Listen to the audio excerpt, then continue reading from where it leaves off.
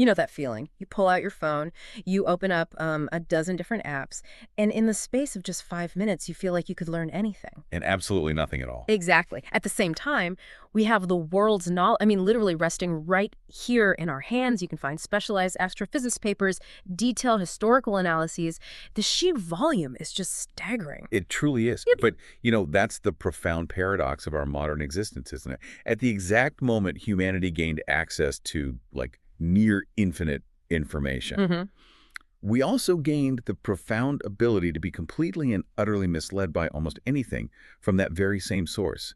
The entire library of Alexandria may be digital, but it's now wrapped in this cloak of fog, manipulated by incentives and by fear. A cloak of fog, that's a perfect way to put it, because it's not just a big pile of content, it's a massive, overwhelming storm of noise. Yeah. We're talking about headlines engineered specifically to trigger an immediate, unthinking share. Right. We see these smooth, professional-looking, AI-generated images and videos that depict events that never ever happened in reality.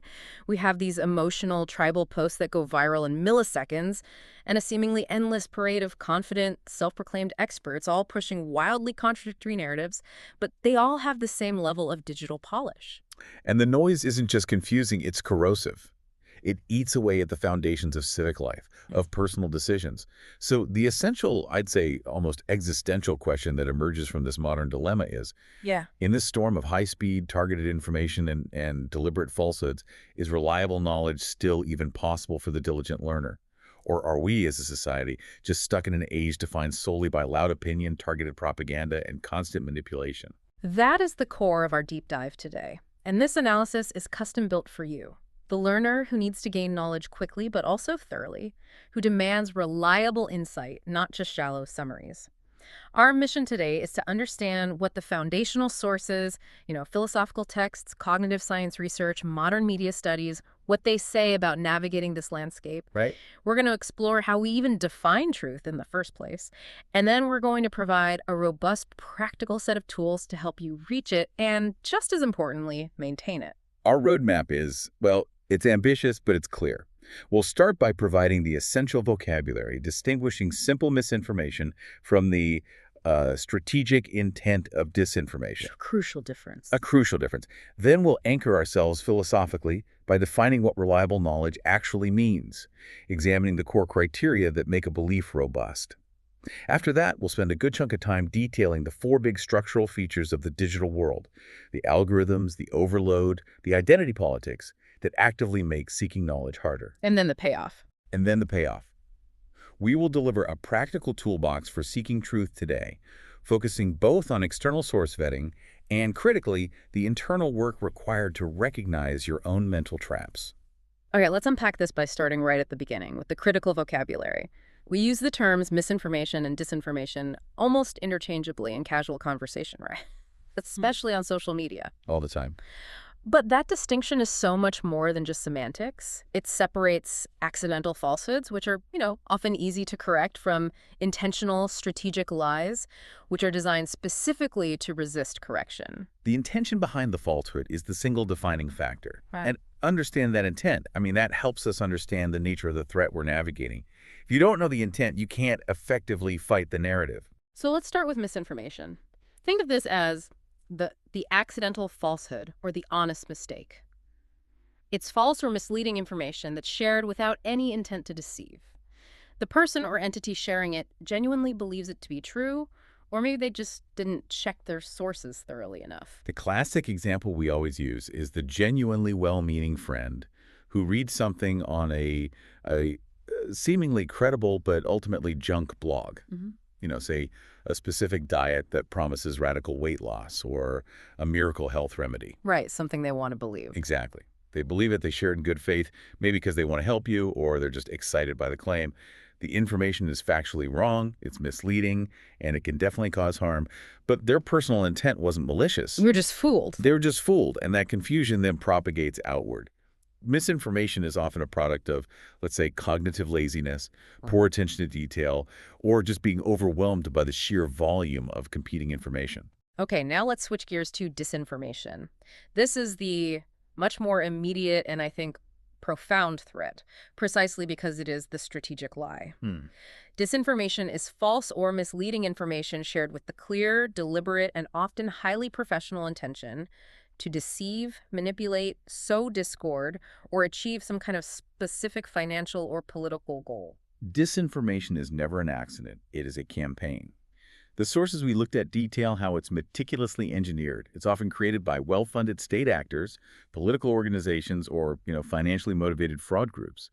These groups study human behavior. They know precisely how to exploit our deepest, most predictable vulnerabilities. So they're like cognitive engineers. That's a great term for it. They are designing content that bypasses our rational defenses entirely. And when we talk about the nature of disinformation, the sources highlight that it deliberately targets three key interconnected areas of human psychology. And understanding these targets is really the first step towards self-defense. The first target is always our emotions. Disinformation is almost universally designed to trigger intense outrage, deep fear, a sense of moral panic, or intense excitement. The strong stuff. The really strong stuff. Because emotional content is highly memorable, and, most crucially, it is shared without critical assessment.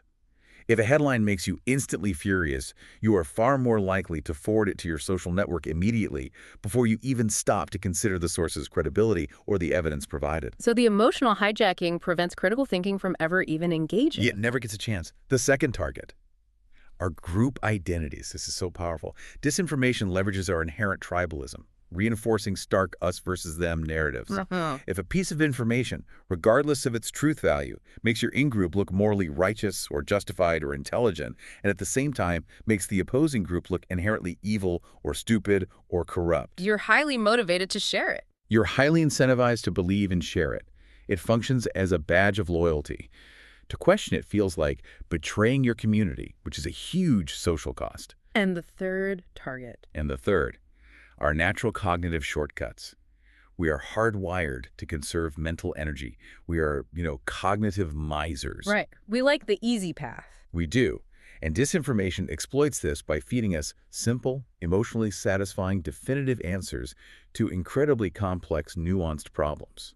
Why would you read a 20-page environmental study when a snappy 6-word meme confirms your existing bias and makes you feel smarter than the people who wrote the study? Yeah, that's a tough one. It exploits the fact that we prefer quick, satisfying narrative coherence over slow, factual complexity. So the stakes here are massive. Both types destabilize our shared reality, but it's the strategic nature of disinformation engineered, targeted, and amplified by a global distribution network. That's what makes the modern information environment feel so uniquely unstable. It's not just random falsehoods, it's coordinated campaigns that have tangible, real-world consequences, whether it's damaging public health trust or, distorting elections. Absolutely. The modern problem is the global scale and the instant velocity of propagation.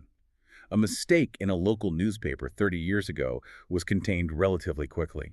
A piece of expertly engineered disinformation today can reach billions of people and generate real-world harm, financial loss, refusal of effective medical treatments, or even violent conflict before any organized effort to fact-check or correct it can even begin to circulate. So the lie gets a head start. The lie has lapped the truth before the truth has even tied its shoes.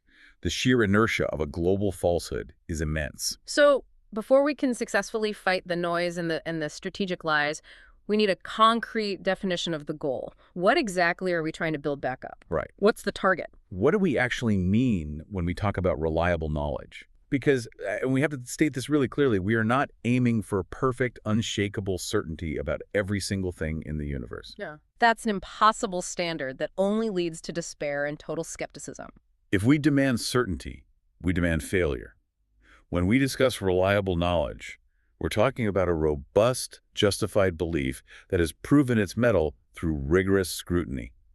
And the sources we reviewed outline 4 necessary, interconnected components that define this robust form of knowledge. They move us far beyond just simple belief or opinion. Okay, let's break this down. So the first component is the easiest to grasp. The belief must be well supported by evidence.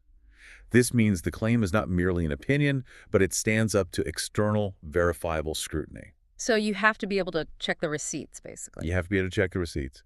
And the evidence must be robust, whether it comes from validated experiments, aggregated data sets, cross-referenced historical records, or repeated, controlled observation. The sheer volume of evidence matters, but the quality of that evidence matters even more. Okay, that makes sense. What's the second component? The second component takes us beyond just the facts and focuses on the journey. The belief must be produced by trustworthy methods. The process used to arrive at the belief must be sound, repeatable, and transparent. So it's not just what you believe, but how you came to believe it. Precisely. For example, did you arrive at your conclusion through the structured, self-correcting scientific method? Did you cross-reference multiple reputable journalistic sources that adhere to professional standards? Did you actively check for biases or logical flaws in your own chain of reasoning? The quality of the belief, as you were saying earlier, is only as good as the process used to form it. It is. Think of it like building a structure. A house built on quicksand using shortcuts might look beautiful for a week, but it will collapse. Reliable knowledge requires using reliable processes like architectural plans, geotechnical surveys, and rigorous building codes. Okay, so well supported by evidence, produced by trustworthy methods. What's number 3? Number 3 is what truly separates adaptive functional knowledge from rigid dogma. The belief must be open to correction. Humility. Intellectual humility, exactly. True knowledge is never static. You must possess the preparedness to update, revise, or even completely discard the belief when substantial new evidence emerges that fundamentally contradicts the current understanding. So if you hold a belief that cannot be challenged by any evidence, It ceases to be knowledge and becomes an ideology, a dogma. we see this play out constantly in fields like medicine or nutrition. 20 years ago, the consensus on certain dietary fats was completely different from today. Completely different. And that shift wasn't a sign that science failed. It was a sign that the process worked. New evidence emerged, existing theories were corrected, and our collective knowledge became more robust. Okay, and the fourth and final component. Finally, the fourth component provides the real-world utility test. The knowledge must be stable enough to act on. What does that mean exactly? It means, is it robust enough for practical, real-world application? Can you use this knowledge to successfully build a stable suspension bridge, or design a highly effective vaccine, or navigate a complex international negotiation with predictable outcomes? If the belief collapses the moment you try to use it in practice, then it wasn't reliable knowledge to begin with. It was just a theory. Just a theory. So this specific philosophical framework for knowledge, which prioritizes the process over any kind of subjective feeling, is known as reliabilism. It shifts the focus away from the internal psychological state of the believer, how confident or good they feel about their belief, to the external reliability of the cognitive or methodological process that generated it. Okay, let's spend a minute on this idea of reliabilism because it feels like the anchor point for this whole deep dive. It really is. So if I believe the lottery numbers I chose this morning will win, I might feel very confident, but the process, I guess, guessing based on a dream, is unreliable. Totally unreliable. But if I believe the sun will rise tomorrow, I am also confident. And the process astronomy, physics, repeated observation over millennia is highly reliable. That contrast is perfect.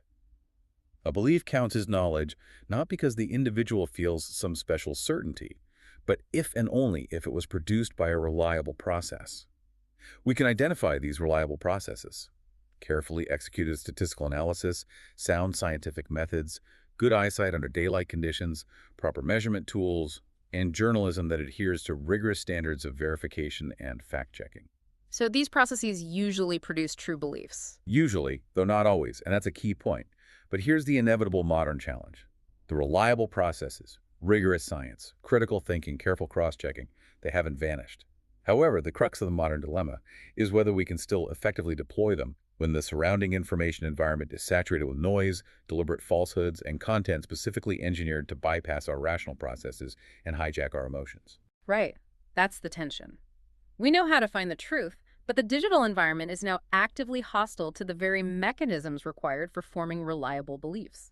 It means we have to exert extraordinary, I'd say almost superhuman effort, just to maintain a baseline level of knowledge that previous generations maybe achieved with far less friction.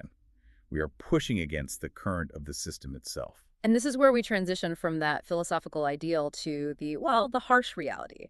It's not just that there are occasional mistakes or bad actors out there. The very structural conditions of our digital environment are actively, almost designed to work against the reliable processes we just defined. Yeah, these are not glitches, they are features. They are inherent to the systems we use every single day, and they create a perfect storm that rewards speed, emotion, and conformity over accuracy. The sources highlight four major interconnected structural obstacles that make the quest for truth exponentially harder today. Let's start with the first one, information overload. The sheer scale of data is the first overwhelming obstacle. The sources point out that human beings now process more data in a single day through their phones, their screens, their emails, their news feeds than many people in the past saw in an entire year. An entire year. The volume is utterly staggering, and it far exceeds our cognitive limits. So what's the consequence of that? I mean, beyond just feeling tired. The consequence of this scale is direct and detrimental. Our attention, which is necessary for careful verification and deep reading, is a limited, fiercely contested resource. We're not built to process the entire internet. When faced with saturation, our brain doesn't just shut down. It seeks rapid, low-effort cognitive shortcuts simply to survive the day. And the result of that is a deterioration of knowledge quality. Overload pushes us directly toward skimming instead of deep, nuanced reading. Yes. It pushes us toward quick judgments based solely on a provocative title or a shocking image, and an almost complete reliance on overly simplistic narratives. Absolutely.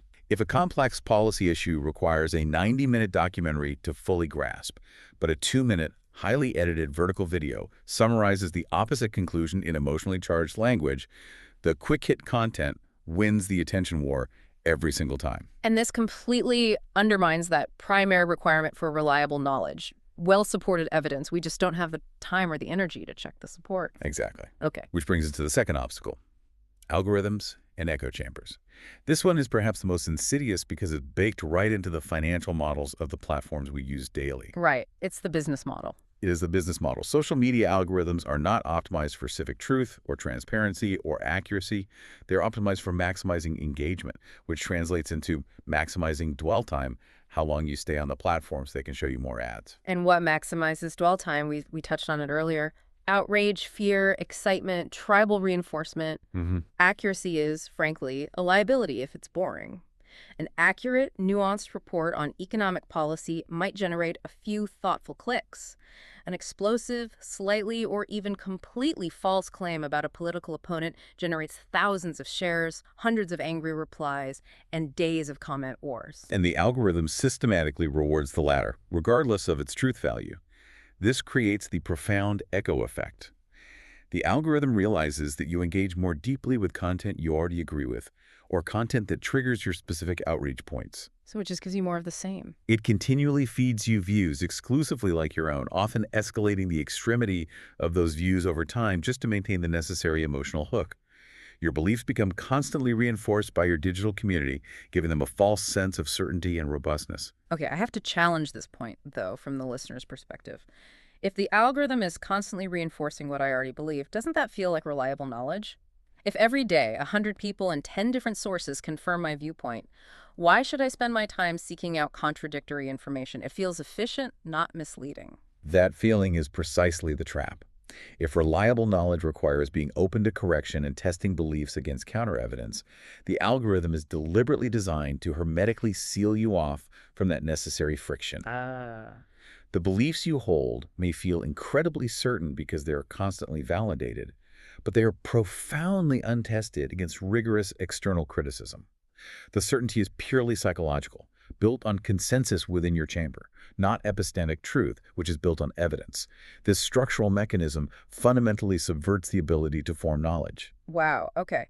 The third obstacle is the one that I think is the most chilling because it attacks the most fundamental, reliable process we have relied upon since the dawn of humanity. Yeah. Our own sight. We're talking about deepfakes and synthetic media. Yes. AI's rapid development in generating hyper-realistic images, videos, and audio, what we call synthetic media or deepfakes, is eroding our foundational trust in observation itself. Seeing is no longer believing. The sources make the critical point that this technology directly and irrevocably undermines that fundamental belief that seeing is believing. Historically, if you possessed a photograph or especially a video of an event, it served as strong, often decisive evidence. That reliability is basically gone, and the impact is devastating to truth-seeking. We're already seeing sophisticated, large-scale misuse of this. You think about deepfake audio being used for financial fraud, or a sophisticated scammer calls a company executive using a flawless AI clone of the CEO's voice to authorize a fraudulent wire transfer. It's happening. Or think of political deepfakes, where a candidate appears to say something highly inflammatory and the video goes viral globally before it can even be technically debunked. By the time the truth comes out, the damage is already done. So the implication is massive. We can no longer assume that a photo proves an event happened as depicted, or that a video proves an individual said what they appear to be saying. And when the most reliable processes we have, our own visual and auditory evidence, can be flawlessly manipulated and distributed at scale, the intellectual barrier for forming reliable knowledge just skyrockets. You're forced to live in a state of intellectual exhaustion, assuming everything you see or hear could be fake until it is proven otherwise, which is an unsustainable way to operate on a daily basis. It's exhausting. It is, and this leads to the final obstacle: polarization and identity. This is the psychological and social amplification of all these structural issues. In a highly polarized world, beliefs are no longer just hypotheses to be tested, they become weaponized. They function as badges of identity and loyalty. We've all seen this firsthand. If your belief system is strongly and publicly tied to your group identity, your political faction, your religious community, your ideological tribe, then entertaining the possibility that one of those core beliefs is wrong feels like an existential, a social threat. It does. Changing your mind isn't merely an intellectual correction. It feels like a profound betrayal of your group, and you risk ostracization. So when beliefs function primarily as social badges, the relationship with evidence completely flips on its head. Completely. Evidence that contradicts the group's narrative is perceived not as helpful data to refine your understanding, but as a direct attack on the morality and identity of the group itself. This creates a powerful defense mechanism. The emotional and social cost of admitting doubt is just too high. And the consequence of that is severe. This hostile environment makes calm, careful, evidence-based thinking, the very heart of reliable knowledge, almost impossible, particularly when the topic is one that touches on tribal loyalties. It moves the conversation from what is true to whose side are you on? And once you're in that territory, the pursuit of knowledge is over. So if we connect all this modern chaos back to the historical pursuit of truth, it forces us to ask a really important question. How much of this struggle is truly unique to our generation? That's a necessary step because, as you mentioned, we often fall into the trap of romanticizing the past as some golden age of pure information. Right. But the reality is humans have been dealing with lies and propaganda since written history began. Precisely. The sources remind us that misinformation is ancient. Rumors, strategic propaganda used in wartime, deliberate character assassinations, religious deception, these existed long before the printing press, the radio, or the internet. Philosophers have been grappling with these fundamental problems of bias, deception, and human ignorance for thousands of years. They have. From Plato's allegory of the cave, where people only saw manipulated shadows on a wall, to Renaissance thinkers grappling with the spread of biased information, the problem is constant.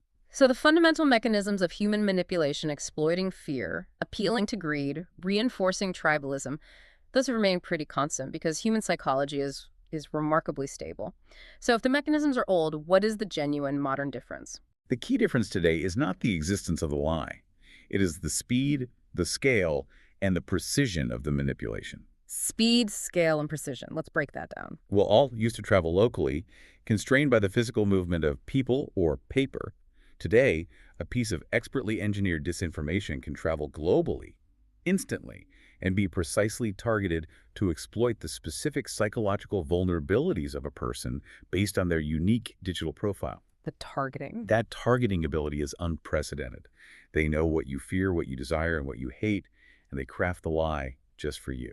That distinction, speed, scale, precision, is profound because it changes the rate at which we can self-correct. But the philosophical silver lining, according to the sources we reviewed, is that while the conditions are worse and the environment is hostile, the basic tools we must use for forming reliable knowledge haven't changed at all. They are enduring and they're timeless. That's absolutely correct. Despite all the chaos, the epistemic requirements for knowledge remain the same. The challenge is just finding the signal in the overwhelming static. We still rely on a core set of tools. First among them, evidence. We still need facts, data, verifiable, reproducible observations that support a claim. This remains paramount, even if we now have the added difficult step of having to verify the evidence itself because of things like deepfakes. Second, Coherence. This means the belief must fit logically and consistently with a wider, established web of other facts that we accept as true. If a new claim requires that we reject the laws of thermodynamics, established historical records, and the entire body of biology, its coherence is exceptionally low. We should be skeptical, regardless of how emotionally satisfying that claim is. Third, critical thinking. This is the rigorous analysis of the argument structure itself. It requires identifying logical fallacies, checking for sound reasoning, and ensuring that conclusions actually follow demonstrably from the premises provided. This is the intellectual muscle we have to use constantly. It forces us to slow down and evaluate the source's logic, not just their level of confidence. Fourth is trustworthy testimony. Since no single person can verify every piece of knowledge, we can't test every vaccine or replicate every physics experiment. We have to rely on reliable reports from others. And this requires a mature understanding of institutional credibility and developing a sense of who and what is credible within specific, well-defined domains, which we're going to discuss more in the next section. And finally, the most robust process humanity has ever developed for managing complexity and uncertainty: self-correcting methods. And this overwhelmingly points to the structured approach of science, the disciplined, communal process of hypothesis formation, rigorous testing, public peer review, and repeated replication. So the challenge, then, is not to invent a new philosophy of truth. Not at all. The challenge is figuring out how to effectively deploy these ancient proven tools for inquiry and verification in an environment, the internet, that structurally disincentivizes their use and actively seeks to distract us from engaging in careful thought. It's so important, after detailing all those obstacles, not to leave you with a feeling of total defeat.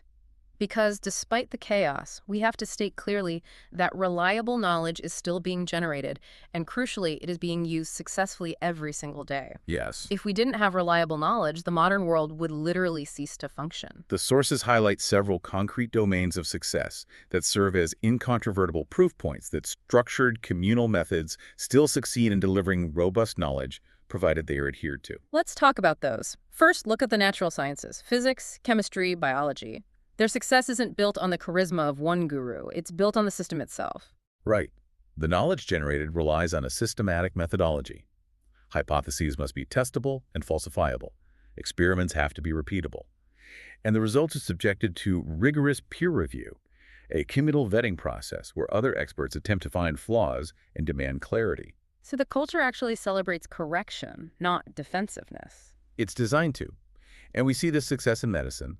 While medical understanding is always imperfect and constantly evolving, as we discussed earlier with dietary changes or emerging viruses, the structured knowledge system of modern medicine is vastly, demonstrably more reliable than consulting random online advice. I mean, proof is in the pudding. It relies on double-blind studies, strict regulatory bodies, and ethical guidelines designed to uphold those reliable methods we defined earlier. The fact that the average lifespan has increased dramatically over the last century is tangible proof that reliable, corrective knowledge works. And maybe the most tangible evidence of all, the one we see every day, is in engineering and technology. When an airliner successfully takes off, flies across the globe, and lands safely. Or when a skyscraper withstands an earthquake. Or when your high-tech computer chip performs billions of calculations flawlessly, that is indisputable proof that the underlying knowledge, the material science, the mathematics, the electrical engineering, is sound, robust, and reliable enough to act on without fatal error. The necessary takeaway here is that these fields succeed because they employ systematic methods, shared, agreed-upon standards of evidence, and a deep culture of correction and retesting. So reliable knowledge is therefore not something found via individual private intuition or a compelling social media vibe. It is communal, structural, and disciplined. And the successful communal process brings us to a really tricky modern hurdle: our reliance on institutions and expertise. None of us can personally verify the structural integrity of the bridges we cross, or the safety of the drugs we take, or the complex geopolitical data we need to make informed decisions. We must rely on experts, universities, research centers, and serious media outlets that operate with professional standards. And yet, we live in an age of intense mistrust. We have to acknowledge that this mistrust is common, and sometimes it's entirely warranted. There are documented cases of genuine institutional failures, of corporate corruption that distorts data, or political actors who have intentionally manipulated facts for their own gain. These real failures create massive, understandable holes in public trust. But I have to put myself in the listener's shoes here and press this point. If I see a major scientific journal publish a finding with huge fanfare, and then 2 years later they are forced to retract the paper because the data was fraudulent, why should I continue to trust that institution? Doesn't that failure prove that I should rely on my own skepticism and judgment, which feels far more efficient than waiting for a slow-moving institution to admit its error? That's an excellent necessary challenge. The sources clarify the danger of falling into the trap of using those specific failures to justify rejecting all expertise.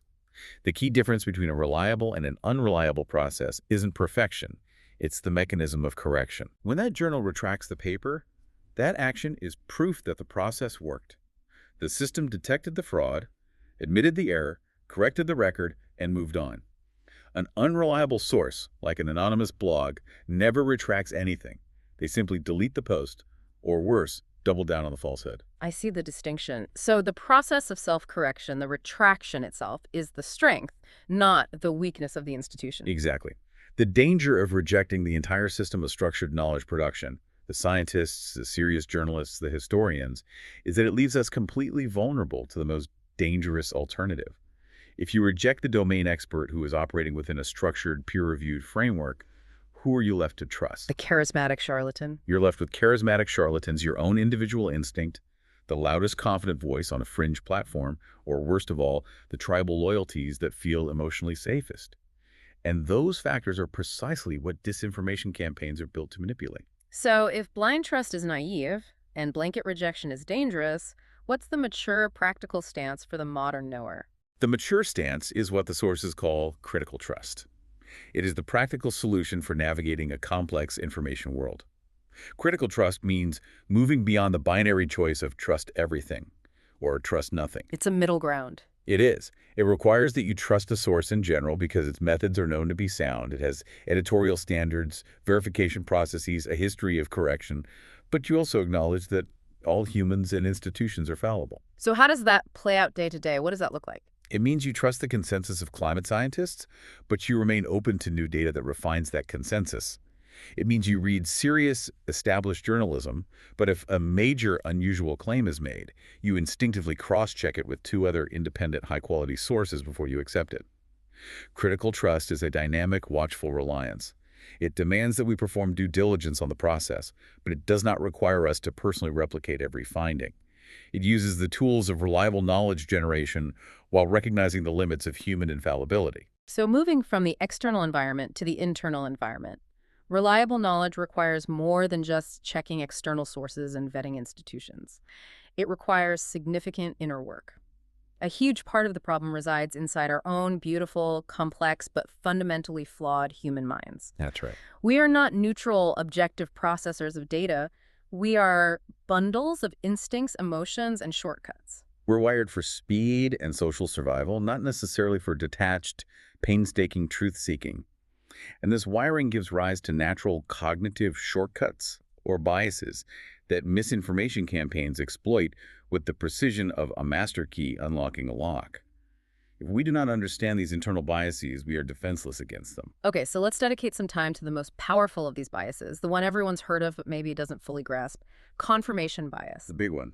This is a deep-seated psychological mechanism where we instinctively notice, remember, and prioritize information that confirms what we already believe to be true. While simultaneously ignoring or discounting information that challenges it. It acts as a perfect, highly biased filter. Imagine you strongly believe that, say, electric vehicles are fundamentally unsafe. Okay. When you go online, you will unconsciously spend more time reading articles supporting accident statistics for EVs. You will seek out videos that validate those fears. And when you encounter a highly detailed study showing EVs are statistically safer, you will immediately spend mental energy finding reasons to discount that study. Maybe the methodology was flawed, or the funding was biased. The impact of confirmation bias is just catastrophic in the digital age. It is the perfect internal engine for fueling those external echo chambers we discussed earlier. It is. It prevents us from ever being open to correction because our brain is actively working against contradictory evidence before it even registers. Okay, next up is the availability bias. This one is a little more subtle. It is. This is where we judge the commonness, frequency, or likelihood of an event based not on real statistical data or objective probability, but on how easily we can recall vivid, emotionally charged, or recent examples from memory. So, for instance, if you see three highly publicized emotional news reports about a specific, very rare type of airplane crash in a single month. Your brain immediately judges that form of travel as being much more common and dangerous than the objective safety statistics would suggest. The vividness and availability of that emotional anecdotal example completely skews your perception of reality. It overrides the dull, reliable statistics. And disinformation thrives on this. They don't use boring statistical tables. They use dramatic, singular, anecdotal stories that are highly available in your memory, and that overrides the actual facts. Precisely. And finally, we hit the emotional nuclear option. Emotional reasoning. This is the bias that effectively short-circuits critical thought upon contact. If a claim triggers a strong, immediate emotional reaction, anger, fear, a satisfying sense of moral superiority, or instantaneous validation, we are far more likely to accept it immediately. And critically, share it instantly without performing any verification whatsoever. At all. This creates the perfect feedback loop for strategic disinformation. Misinformation campaigns are designed precisely to bypass the logical, careful thinking part of the prefrontal cortex and go straight for the limbic system, the emotional core. By making the claim feel good or feel urgent or feel like a morally necessary truth, they ensure we never perform the inner work required for reliable knowledge. The tragedy is that these internal biases, which were, useful when we needed to decide quickly whether a rustle in the bushes was a dangerous predator, are now the primary targets of sophisticated external manipulation. Recognizing that the problem is partially inside our own heads is the necessary prerequisite for deploying the practical tools for truth. Okay, so the situation is difficult, but it is far from hopeless. We are not defenseless, provided we are willing to put in the intellectual work. We now have a clear understanding of what we are aiming for, a reliable process, and what is fundamentally working against us, the algorithms, the deepfakes, and our own internal biases. Right. So now let's build out the practical, actionable steps, the toolbox that you can apply immediately to improve your information hygiene. Let's frame it as intellectual self-improvement.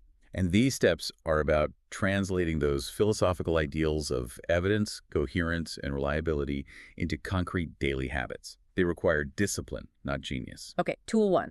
Check the source. This seems basic, but it's the foundation. Before you even consider accepting or sharing a piece of information, you have to perform this foundational step of source verification. And the first questions are simple. Who is behind the claim? Is it an established entity with a transparent structure, a track record, a reputation to protect, or is it a completely anonymous account created last week with a generic avatar? And more importantly, are they known for consistent accuracy, or do they have a documented history of making errors or pushing extreme views that are later proven false? And most practically, do they clearly show their evidence, their data, or their methodology? A reliable source should be happy to link directly to the primary research, provide footnotes, or show the raw data. An unreliable source just provides the explosive conclusion and demands you accept it on faith. Okay, tool two. Cross-check with independent sources.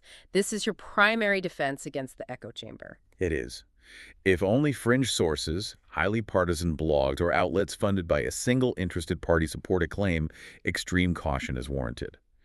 This lack of corroboration instantly undermines that coherence criterion for reliable knowledge we talked about. Because reliable knowledge requires broad consensus built on independent verification. If a major scientific discovery is real, multiple independent university labs and science outlets should confirm it, even if they sometimes disagree on the implications. Right.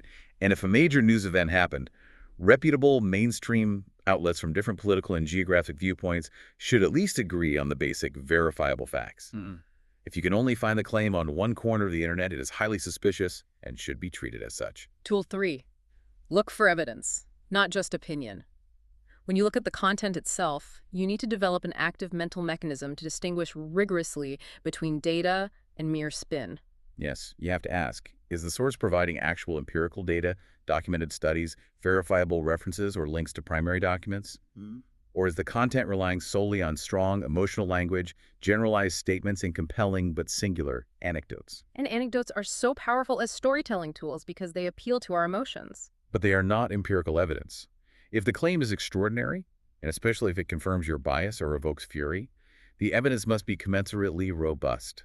Demand the facts and the process that generated them, not just the feeling the facts evoke. This leads directly to tool 4. Beware of emotional manipulation. This is the necessary internal check against the biases we just discussed. Before you click like, share, or forward, stop. Just stop And perform intellectual self-reflection. Ask yourself honestly, does this content try to trigger strong anger in me, deep anxiety, or an intense, satisfying feeling of moral superiority over an opposing group? You have to remember the mechanism. Emotional intensity is almost always used strategically to bypass verification. If a piece of content makes you instantly furious, pause. Literally walk away from the screen for 5 minutes. And if the claim still holds up when your temperatures drop, then you can proceed with verification. But if the urgency dissipates with the emotion, you've just caught yourself being manipulated. Tool 5. Distinguish reporting from commentary. A vast, overwhelming amount of the noise we consume is not reporting. It is highly personalized ideological commentary. It is. Reporting is descriptive. It tells you what happened, who did it, and when, using verifiable facts. Commentary is interpretive. It tells you what to think about what happened, often with heavy spin, ideological framing, and selected data points. And both have a valid place in public discourse, but you must know which hat the writer is wearing before you engage. If you are seeking reliable knowledge, prioritize content that is simply describing events and providing verifiable facts, the reporting, before you dive into the analysis, interpretation, and spin of the commentary. Do not confuse an opinion piece with an investigative report. They are different things. Tool 6. Admit uncertainty. In a polarized environment that rewards certainty, admitting uncertainty feels like intellectual or social weakness. It does. But the sources emphasize that intellectual honesty is a powerful, necessary, and ultimately attractive virtue. It is okay, and indeed intellectually necessary, to say, I don't know yet, or the evidence is currently too conflicting for me to form a robust, actionable belief. Intellectual honesty is always more credible and more valuable than achieving a quick, rigid certainty that may turn out to be false. Remember, reliable knowledge begins with the recognition of what we don't know and the subsequent effort to fill that gap using reliable processes. Which brings us to the final tool, maybe the most important one. Tool 7. Cultivate intellectual virtues. This is the inner work. The final, deepest part of the toolbox involves the inner commitment to what philosophers call intellectual virtues. These are the character traits that make reliable knowledge vastly more probable regardless of the external information environment. They are the traits that allow us to overcome our built-in biases.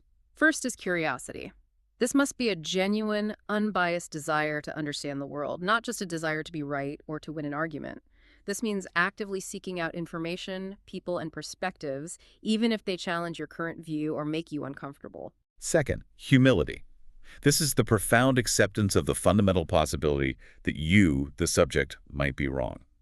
If you cannot accept the possibility of being wrong, if your ego is too wrapped up in your beliefs, you can never truly be open to correction, and therefore, you can never truly learn. Third, and maybe the most difficult in a social media environment, is courage. The willingness to change your mind publicly, even when that change is visible to your friends, your family, or the community you identify with. It takes real bravery to admit, I used to believe X, but the evidence now strongly suggests Y.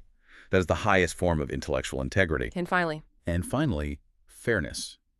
Actively trying to understand opposing views accurately and charitably before you dismiss them. This means engaging with the strongest, most coherent version of the argument you disagree with, rather than attacking a weak, easily refutable caricature, a straw man. None of these virtues guarantee truth, but together they make using reliable processes vastly more effective and probable. #HexAdOutro. So to synthesize what we've explored today, the key philosophical message we take from these sources is that reliable knowledge does not mean attaining perfect, unchangeable, absolute certainty about everything in existence. That is an impossible, debilitating standard. right. No one is asking you to be omniscient. Instead, reliability means the continuous, rigorous commitment to utilizing good, structured methods, being transparently open to correction when new evidence emerges, and building beliefs that are robust enough to withstand easy refutation and practical application. And we have overwhelming evidence that this pursuit is still possible and successful.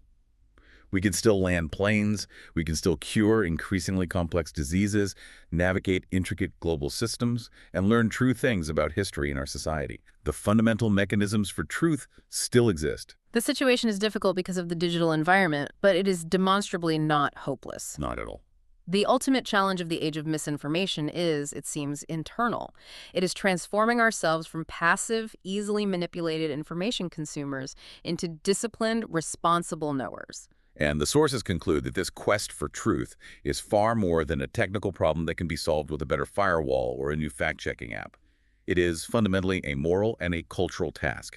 It requires a set of conscious, disciplined choices we must make every single day about what we consume and how we process it. We must choose to care about the truth more than we care about our personal comfort or our tribal loyalty. We have to choose to resist emotional manipulation, even and especially when that manipulation flatters our existing biases or makes us feel instantly morally superior. And we have to choose to protect and utilize the communities and institutions like science, universities, and quality journalism that are built on those reliable, self-correcting methods.